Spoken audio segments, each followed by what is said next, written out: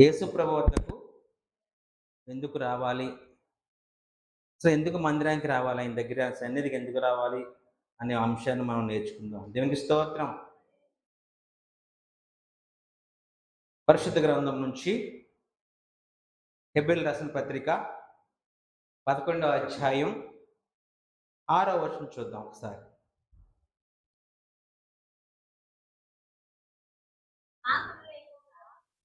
విశ్వాసము లేకుండా దేవునికి ఇష్టులై ఉండుట అసాధ్యము. దేవుని యొద్దకు వచ్చేవాడు ఆయన ఉన్నాడనియు తన్ను వెదుకువారికి ఫలము దయచేయవాడని నమ్మవలను కదా. ఒకసారి ఈ వచనాన్ని అందరూ ఒకసారి చదువుకుందామా? సరే, నా వెనకాల మీరు అందరూ అనండి. ఎందుకంటే ఒకసారి ఈ మాటలు మనం నెంబర్ వేసుకుంటేనే కానీ వాక్యాంతర్యం మనకు తెలియదు. ఒకసారి నా వెనకమాల మీరు అందరూ చెప్పండి. విశ్వాసం లేకుండా దేవునికి ఇష్టుడై ఉండుట అసాధ్యము. దేవుని యొద్దకు వచ్చేవాడు ఆయన ఉన్నాడనియు తను వెదుకు వారికి ఫలము దయచేయవాడని నమ్మవలను కదా. దేవునికి స్తోత్రం. ఇక్కడ ఈరోజు మనందరం ఏమి ఎండలో ఏమీ లెక్క చేయకుండా ఈరోజు మనం అందరం కూడా ఎక్కడికి వచ్చామండి? దేవుని మందిరానికి వచ్చాం. ఎందుకు వచ్చామండి? మనం సజీవులుగా ఆయన నిలబెట్టాడు కాబట్టి, ఆయన కృతజ్ఞతాస్తుతులు చెల్లించాలి కాబట్టి, వారం అంతా మనల్ని ఎంతగానో ఆయన ప్రతి విషయంలో ఆయన దయా కృప మనల్ని ఎప్పుడు కూడా ఉంది కాబట్టి, ఆయన కుడి చేస్తాం మన హస్తం ఎప్పుడు మన చేయి పట్టుకున్నాడు కాబట్టి ఆయనకి కృతజ్ఞతలు చెల్లించడానికి మనందరం కూడా మందిరానికి ఆయన కృతజ్ఞతలు చెల్లించడానికి వచ్చాం. ఆయనతో సమాధానంగా సహవాసం కలిగి ఉండడానికి కూడా మనం వచ్చాం. మీరు ఇక్కడ వాక్యం ఏం చెప్తుందని మనకి? విశ్వాసం లేకుండా దేవునికి ఇష్టడుట ఏముండాలి? మరి ముఖ్యంగా క్రైస్తవుడికి విశ్వాసం పట్ల మనం ఎప్పుడు కూడా తొలగిపోకూడదని ఇక్కడ మనకు వాక్యం సెలవు. విశ్వాసం ఎలా ఉండాలంటే దృఢ సంకల్పం కలిగి ఉండాలని ఎప్పుడు కూడా. విశ్వాసం అనేది మన వారం చెప్పుకున్నాం. బాప్తీసం పొందిన కొత్తలో చాలా విశ్వాసంగా ఉంటాం. రాను రాను విశ్వాసంలో మనం తొలగిపోతూ ఉంటాం. చాలామంది అసలు దేవుడికి ఎవరంటే ఇష్టం అండి? విశ్వాసంగా కలిగి ఉన్నవారంటేనే దేవుడికి చాలా ఇష్టం. దేవునికి ఇష్టానుసారం ఎవరైనా చెప్పుకుంటాం మన అస్తమానం? దేవునికి ఇష్టానుసారం నేను దావీదు గారిని చెప్పుకుంటాం. నిజంగా దేవుడికి బాగా డబ్బు ఉన్నవారంటే ఇష్టమా? ఇష్టమండి? కాదు. బాగా చదువుకున్నవారంటే ఇష్టమా? కాదు. బాగా పలుకుబడి ఉన్నవారంటే ఇష్టమా? కాదండి. ఎవరైతే విశ్వాసంలో తొలగిపోకుండా ఇప్పుడు ఆయన్ని వెంబడిస్తూ ఉంటారో వాళ్ళంటేనే దేవునికి ఇష్టం. ఒక మాట, విశ్వాసం ఉంటే నువ్వు ఎప్పుడు కూడా దేవునికి ఇష్టనిగా ఉంటావు. ఎలాగంటే దావీదు గారి విషయం మనం గురించి అపమానం నెంబర్ వేసుకుని దేవుడు దావీదు గారి దేవుడు ఇష్టానుసారం అని మనం అంటూ ఉంటాం. అదే ప్రక్రియలో మనం కూడా ఉండాలంటే విశ్వాసంలో మనం చాలా దృఢంగా ఉండాలి. అపోస్తలుడైన పౌలు గారు ఏమన్నారంటే, దేవుని దగ్గరికి వచ్చేవారో ఆయన ఉన్నాడని నమ్మాలి. అంతేకాదు మనం విశ్వాసంగా నమ్ముతామండి. అంతేగాని యేసుప్రభుని మనం ఎవరిని చూసామా అంటే నమ్మాం. చూసి నమ్మేవారు కంటే చూడండి నమ్మేవారు ధన్యులైన వాక్యం ద్వారా మనం నేర్చుకున్నాం. ఆయన వెతికే వారికి ఏముంటుందంటే అక్కడ మళ్ళీ చదవండి లాస్ట్లో, అది దేవుని తన్ను వెతుకు వారికి ఫలం తెచ్చేవాడు అని నమ్మాలి. ఎందుకంటే ఆయన దగ్గరికి వచ్చి ఆయన ఆత్మీయ ఫలము పొందుకుంటారండి. ఆయన దగ్గరికి వస్తే ఏం పట్టుకుందాం? మనం ఆత్మీయ ఫలముని పొందుకుంటాం. నిజంగా ఈ ప్రపంచంలో ప్రజలందరూ ఉన్నారు, అదని తెలుసు కదండి మీకు. అనేక మంది ప్రజలు ఉన్నారు, అనేక భాషలు ఉన్నాయి, అనేక ప్రాంతాలు ఉన్నాయి, అనేక దేశాలు ఉన్నాయి. కానీ ఇందులో డివైడ్ చేస్తే సగం దేవుని నమ్మేవారు ఉన్నారు, సగం దేవుని నమ్మని వారు కూడా ఉన్నారు. ఇందులో దేవుని నమ్మని వారిని మనం ఏమంటామండి? నాస్తికులు అంటాం. అందరికీ తెలిసిన విషయమే. మరి దేవుడు ఉన్నారని అనేవారిని ఏమంటాం? ఆస్తికులు అంటాం. అంటే ఆస్తికులు అంటే దేవుడిని నమ్మేవారిని. మనందరం ఎవరండి? నాస్తికులమా ఆస్తికులు మనం అందరం కూడా. మనం ఎవరు మళ్ళీ చెప్పండి? ఆస్తికులం. దేవుడు ఉన్నాడా లేడని కొంతమంది చాలామంది కలిగి ఉంటారు. ఉన్నారు లేదా అలాంటి వారు? చాలా మంది ఉన్నారు. అసలు దేవుడు లేడని వాళ్ళు ఎంతో మంది ఉన్నారు. అలాగే చాలామంది మనలో కూడా ఆస్తికులం కూడా దేవుడు ఉన్నాడని తెలుసు. యేసుక్రీస్తు ద్వారా మనం చెప్పుకున్నాం. యేసుక్రీస్తు ద్వారా పరలోక రాజ్యం ప్రవేశిస్తుంది. ఆయన ద్వారానే మనకు రక్షణ అన్నీ తెలుసు. కానీ ఏదైనా బాధ వచ్చినప్పుడు కానీ, సమస్య వచ్చినప్పుడు కానీ ఏమవుతున్నారంటే విశ్వాసంలో తొలగిపోతారు. అదండి అది అలా కలిగి ఉండాలి మనం. ఎంత బాధల్లో ఉన్న విశ్వాసంలో ఉన్న క్రైస్తవులు ఎలాగ ఉండాలండి? దృఢమైన సంకల్పం కలిగి ఉండాలి. ఒకసారి ఏంటండి ఒక వ్యక్తి దైవజనులు చెప్పే మాటలు, ప్రసంగాలు అన్నీ చాలా బాగా విలువైన ప్రసంగాలు ఎన్నో వింటున్నాడండి. వింటున్నప్పుడు యేసుప్రభు ఉన్నాడని తెలుసు, అన్నీ తెలుసుకున్నాడంటండి. కానీ ఆ అబ్బాయి కాలేజీకి వెళ్ళినప్పుడు వాళ్ళ ప్రొఫెసర్ అంటాడంటండి, చాలా శ్రద్ధగా చూడండి, ఇటే చూడండి, అవి ఏం చేస్తాను మీకు ఎందుకు, నా ఇంకే చూడండి, మీకు అర్థమవుతుంది. కాలేజీకి మీకు మొదటి మళ్ళీ చెప్తాను, మీరు ఆపేరు కాబట్టి మళ్ళీ చెప్తాను, ఇటు చూడకపోతే మళ్ళీ చెప్తాను. ఒక వ్యక్తి ఒక దైవజనుడి దగ్గరికి వచ్చినప్పుడు ఆయన దైవజనుడి దగ్గర అనేక అంశాలు, ప్రసంగాలు నేర్చుకున్నాడు బాగా. దేవుని గురించి కూడా బాగా నేర్చుకున్నాడు. నేర్చుకున్న తర్వాత ఆయన కాలేజీకి వెళ్తున్నాడు.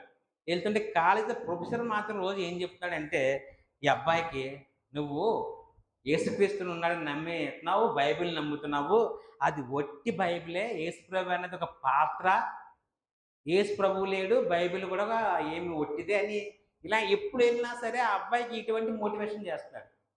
ఏం చేస్తాడండి? దేవుడు లేడని, ఆయన్ని నమ్మొద్దని, ఇలా ఒట్టివని చాలా ఏం మోసపోవద్దు, యేసుక్రీస్తుని నమ్మి నువ్వు, బైబిల్ నమ్మి నువ్వు మోసపోవద్దని ఆ అబ్బాయి బాగా చెప్తున్నాడు. చెప్తుంటే అప్పుడు ఆయన చాలా ప్రొఫెసర్ అంటే ఎవరు బాగా తెలివైన ఉంటారు, ప్రొఫెసర్ అంటే ఆషామాషి కూడా ఉంటారా? బాగా తెలివైన ఉంటాడు. అతను అనుకుంటే బాగా తెలివిగానే నేను అనుకుంటున్నాడు ప్రొఫెసర్. ఒకసారి ఆయన దైవజన్ దగ్గరికి వెళ్ళి, ఇలా మా ప్రొఫెసర్ గారు ఇలాగ అంటున్నారండి, యేసు ప్రభువు ఏదో పాత్ర అంటున్నాడు, అది కల్పితం అంటున్నాడు, బైబిల్ ఒట్టిదే అంటున్నాడండి, ఆయనకి నేను ఏం చెప్పాలంటే, అప్పుడు దైవజనులు గారు నేను కొన్ని మాటలు చెప్తాను, ఈసారి ఆ సందర్భం వచ్చినప్పుడు ఆ టాపిక్ వస్తే ఈ మాటలు చెప్పు అని చెప్పాడు. ఏం చెప్పాడంటే, ఈ భూమి మీద సకల సృష్టి ఆయన సృష్టించింది అని చెప్పమన్నాడు. ఏమన్నారండి? సకల సృష్టి ఆయన సృష్టించిందే అని చెప్పమన్నాడంటండి. చెప్పిన తర్వాత అలాగే చెప్పాడంట. చెప్పిన తర్వాత ఒకరోజు అదే వ్యక్తి దైవజన్ దగ్గరికి వచ్చాడంట. ఏదో చిన్న పని ఉండి అలా వెళ్తూ వెళ్తూ దైవజన్ దగ్గరికి వస్తే, దైవజనుల దగ్గర ఒక టేబుల్ ఉందంట. ఆ టేబుల్ మీద గ్లోబ్ ఉంటుంది. గ్లోబ్ అంటే తెలుసా మీకు? ప్రపంచం ఎలా తిరుగుద్ది కదండి. మీకు సినిమాలో అందరం చూసాం కదా, పూర్వ సినిమాల్లో పోలీస్ ఆఫీసర్ టేబుల్ మీద ఉంటుంది. గ్లోబ్ అంటే ఇలా తిరుగుద్ది. ప్రపంచ పటం అంటే గ్లోబులా ఉంటుంది అనమాట. అది తిరుగుతుంది కదా. అలాంటిది మంచి గ్లోబ్ ఒకటి ఆయన టేబుల్ మీద, దైవజనుల టేబుల్ మీద వచ్చిన ప్రొఫెసర్ చూశాడు. చూసి ఆ దైవజనులతో అంటున్నారంట, ఈ గ్లోబ్ చాలా బాగుందండి పాస్టర్ గారు, ఎక్కడ కొన్నారని అన్నాడు. కొన్నారంటే ఆయన అన్నాడంట, లేదు ఆకాశం నుంచి ఊడిపడింది అన్నాడు. ఏమన్నాడండి? ఆకాశంలో నుంచి ఊడిపడింది అంటే ఒకసారి అదేంటి నేను ఏమన్నా ఎలా కనపడుతున్నాను, మీకు పిక్చర్లా కనపడుతున్నానా అన్నాడంట. అంటే అలా అన్నాడంటే అతనే సమాధానం చెప్తాడంటే, ఏమంటున్నాడంటే ప్రొఫెసరే చెప్తాడంటే, ఈ గ్లోబు నువ్వు పట్టుకోవటం ఏంటి, ఆకాశం నుంచి ఊడిపట్టడం ఏంటి, ఇది ఒకటి తయారు చేశాడు, ఇది ఒక స్టాండ్ అమర్చాడు, దీనికి ఒక రంగు పేపర్లు పెట్టి మొత్తం ఇది ఆకారంగా గుండ్రంగా రావడానికి అట్టతో తయారు చేసి, దీనికి ఒక డిజైనింగ్ అందంగా పేపర్ ప్రింట్ చిన్న మీద ప్రింటింగ్ ఇచ్చి అందంగా తయారు చేసి ఇన్ని రకాలు చేస్తే ఇది ఇలా కలర్ ప్రింట్గా వచ్చింది, అందంగా ఇప్పుడు ఉందని చెప్పాడండి. ప్రొఫెసర్ గారు ఇన్ని మాటలు చెప్పారు కదా అయ్యా, ఆఫ్టర్ ఆల్ ఒక గ్లోబే ఆకాశం నుంచి పడింది అంటే నువ్వు నమ్మట్లేదు, మరి సకల సృష్టి ఉత్తిన వచ్చిందని ఎలా చెప్తున్నావు అయ్యా మా అబ్బాయికి అని అడిగాడంట. ఆయన దగ్గర సమాధానం ఉన్నదండి. దేవునికి స్తోత్రం. వెంటనే ఆది కాండంలో ఒకటి చదవండి. ఆ మాట చూపించాడంటండి ఆయనకి వెంటనే. ఆది కాండము 1:1 చదవమ్మా. ఆది యందు దేవుడు భూమి ఆకాశములను సృజించెను అంటే ఈ సకల సృష్టిని ఎవరు సృజించారండి? దేవుడే సృజించాడు. అంటే ఉన్న భూమి, ఆకాశం, నీరు సమస్తము మన తిండి, ఆహారాన్ని ఎవరు సృష్టించారండి? దేవుడే సృష్టించాడంటండి. అప్పుడంటేనే ఆయన ఇంకే మాట మాట్లాడుతున్న ప్రొఫెసరు వెనుదిరిగి వెళ్ళిపోయాడంటండి. అంటే మనం ఎవరన్నా దేవుడు లేడంటే మనం ఏం చెప్పాలండి? పరిశుద్ధ గ్రంథంలో అనేకమైన మాటలున్నాయి. వాళ్ళకి తీసి చూపించి వాళ్ళ కళ్ళు మనం తెరిపించగలగాలి. దేవునికి స్తోత్రం. ఆయన కృప ద్వారానే ఈ సృష్టి వచ్చిందని మనం అందరం కూడా తెలియజేయాలి ప్రియమైన దేవుని సంగమా. ఎందుకంటే దేవుని దగ్గరికి వస్తామంటే దేవునికి ప్రయోజనం, మనకి ప్రయోజనం అండి. మనకే ప్రయోజనం. నిజంగా ఒక ఆవిడ అంటుందంటండి, దైవజనులు పాపం చాలా చోట్ల సువార్త చేస్తుంటారు. అనేక మంది వీళ్ళకి వెళ్తుంటారు. ఏంటండి? సువార్త చేయడానికి. అంటే ఇప్పుడంటే ఈ గొడవల వల్ల అది కానీ చాలా వరకు సువార్త ఆగింది కానీ, ఒకప్పుడు బాగా సువార్త వెళ్ళేది. ప్రతి ఇంటికి, సిటీలకి, పల్లెకి, అన్ని ప్రాంతాలకి, అన్ని చోట్లకి వెళ్ళేది. అలాగ ఒక పాస్టర్ గారు అలా తిరుగుతుంటే కొన్ని రోజులకి ఒక ఆవిడ వచ్చిందంటండి. పాస్టర్ గారు ఈసారి నుంచి మీ మందిరానికి వచ్చేస్తానని నేను అన్నాను. సువార్త ప్రకటించగా మీ మందిరానికి వచ్చేస్తానండి నేను అన్నాను. అలాగేనమ్మా, చాలా మంచిదమ్మ తల్లి, రా అంటే. అయితే పాస్టర్ గారు మరి నాకు ఒకసారి మరి మేమందరూ రావాలంటే నాకు చేయాలని వీరదు. ఏంటమ్మా అంటే, మరి నాకు వారం కేజీ కందిపప్పు, కేజీ పంచదార, కేజీ ఆయిల్, ఇంకా ఒగారు లిస్ట్ చెప్పిందంట. అమ్మా, నేను వస్తే రా అమ్మ, కానీ నేను రాలేను, అలాంటివి నేను ఏమి ఇవ్వలేనమ్మా. యేసు ప్రభు దగ్గరికి వస్తే శాంతి సమాధానం దొరుకుతుంది తల్లి. అటువంటి మా దగ్గర దొరక కిరాణా కొట్టులో దొరుకుతాయి అమ్మాయి, ఇక్కడ కాదమ్మా. యేసు ప్రభు దగ్గరికి వస్తే ఏం దొరుకుతుందండి? శాంతి సమాధానం దొరుకుద్దమ్మా. అలాగైతే యేసు ప్రభు దగ్గర తెలుసుకుంది. అలాగైతే రామ్మా అన్నాడు. అలాగైతే నేను రాలేనండి అన్నాడు.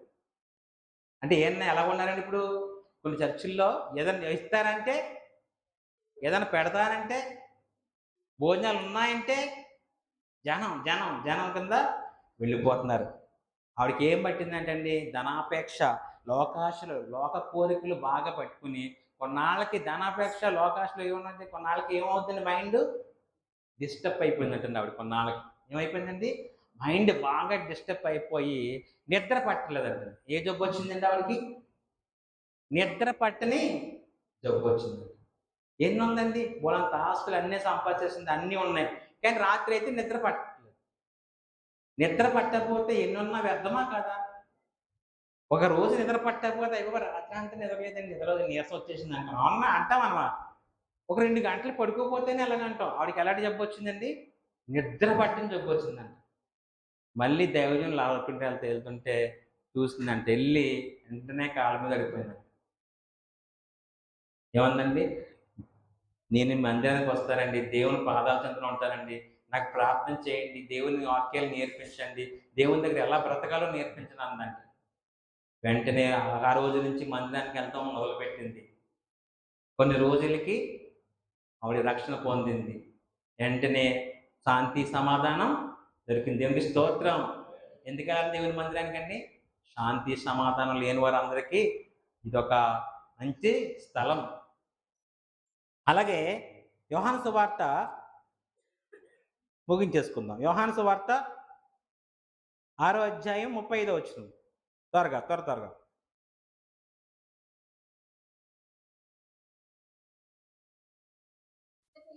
అందుకు యేసు వారితో ఇట్లనెను. ఏమన్నాడండి ఆయన? జీవాహారము నేనే, నా యొద్దకు వచ్చేవాడు ఏ మాత్రమును ఆకలి కొనడు, నా యందు విశ్వాసించువాడు ఎన్నడను ఎప్పుడునూ దప్పి కొనడు. దేవునికి స్తోత్రం. మనమేమో అనుకుంటారంటే అండి, అంటే యేసుప్రభు దగ్గరికి వెళ్తే ఆకలి ఉన్నదంటే భోజనం తినక్కర్లేదనా? చాలామంది ఎలా అర్థం చేసుకుంటారండి? జీవాహారం నేనే, నా ఎద్దుకు వచ్చేవాడికి ఏమాత్రం ఆకలి కొనడంటే ఆకలి అయ్యిదని అర్థం. ఏంటంటే దీనికి అర్థం? దప్పు కంటే దాహం అయ్యిదేనా? మంచిలు ఎవరు తాగట్లేదు మనం మందిరానికి వస్తే. కానీ ఈ రకంగా అర్థం చేసుకునే వాళ్ళందరూ కూడా చాలామంది నా దగ్గర అంటే చాలామంది మనం ఆయన జీవాహారం అంటే నన్ను వెంబడించింది పాపమనే దప్పికి మనం వదిలిపెట్టాలి. ఇక్కడికి వస్తే ఏం వదిలిపెట్టాలండి? పాపం అనే దప్పికని వదిలిపెట్టాలి. నిజంగా ఆయనే రాజుగా వచ్చాడు, మనం అంగీకరించాలి. ఆయన్నే వెంబడించాలి. ఇప్పుడు అసలు క్రీస్తుని వెంబడించేవారు చాలామంది చాలా చోట్ల తక్కువైపోయారండి. చాలామంది లోకాశలకే బాగా వెంబడిస్తున్నారు. నిజంగా చిన్నపిల్లలు కూడా చాలా చోట్ల కూడా చిన్న చిన్న యాడ్లు చూసి వాటికి బాగా చూడండి, టీవీలో యాడ్స్ వస్తాయి కదండి, వాటికి బాగా లోనైపోతున్నారు. దానికి బాగా అలవాటు పడిపోతున్నారు. యాక్స్ యాడ్ దానికంటే ఇప్పుడు అందరి కుర్రోళ్ళు కూడా ఆ స్ప్రే కొట్టుకుంటే నలుగురు అమ్మాయిలు వెనకాల వెళ్తున్నారు.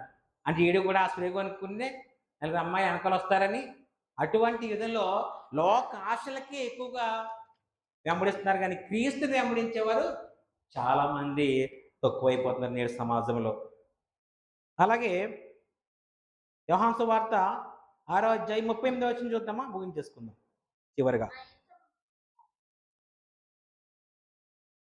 6:30 అమ్మ. తండ్రి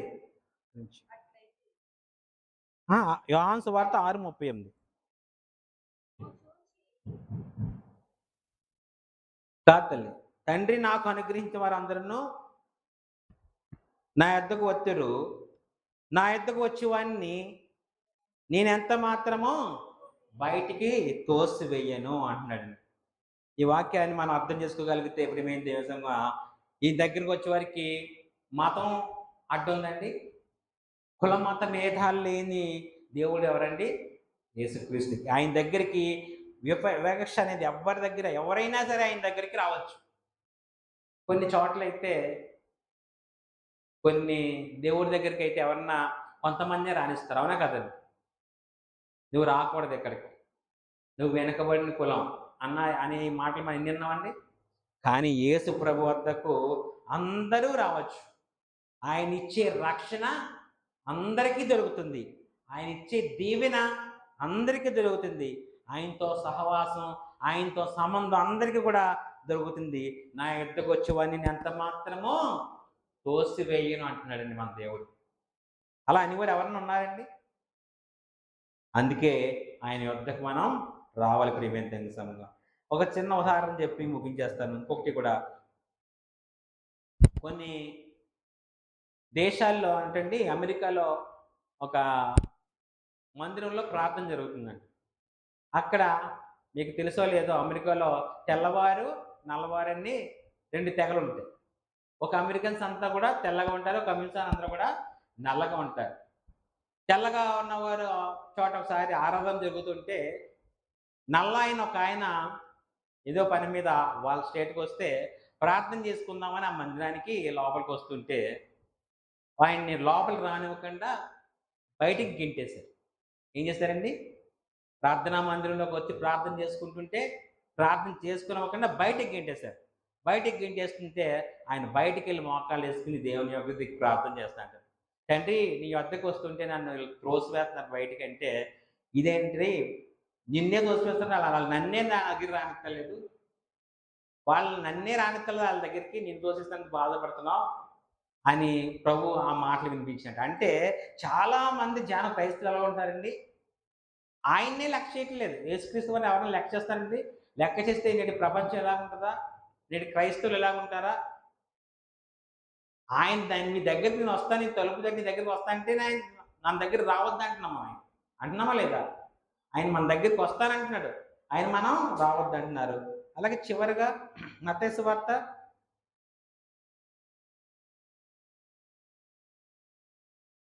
11వ అధ్యాయం 28వ వచనం.